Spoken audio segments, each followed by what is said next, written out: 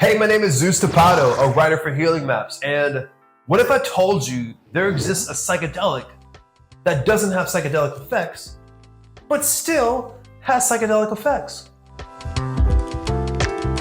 I know, it doesn't make any sense. How can a psychedelic not be psychedelic and be a psychedelic?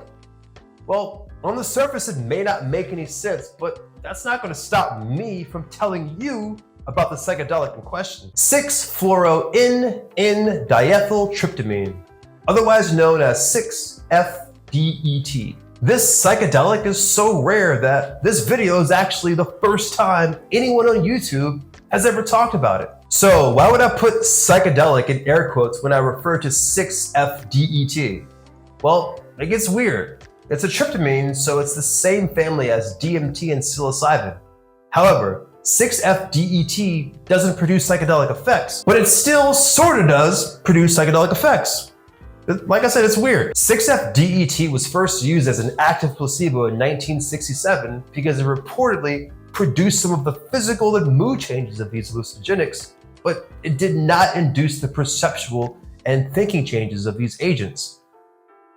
That's extremely interesting because 6-FDET is a non-psychoactive cousin of the highly psychoactive and extremely rare psychedelic DET, or diethyltryptamine.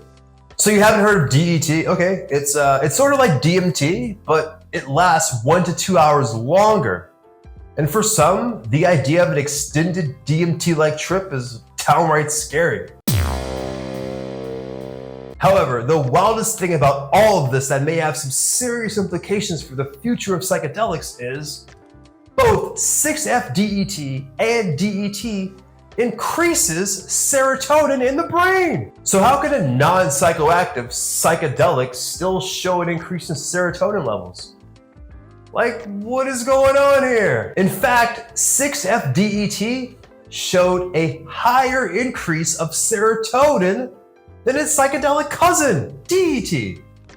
Specifically in the thalamus, posterior hypothalamus, hippocampus, and caudate nucleus. This serotonin increase discovery was so remarkable that scientist Stephen Sarza said, this change, since it occurred after both the hallucinogenic and non-hallucinogenic drugs, cannot be related to the hallucinogenic action of DET.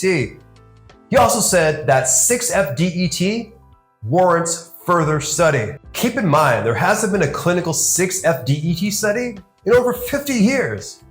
There's a lot we don't know, and cognitive measurements in psychedelic science has, hopefully, improved since then. 6-FDET is something that definitely needs more attention in this psychedelic renaissance we've all stumbled into.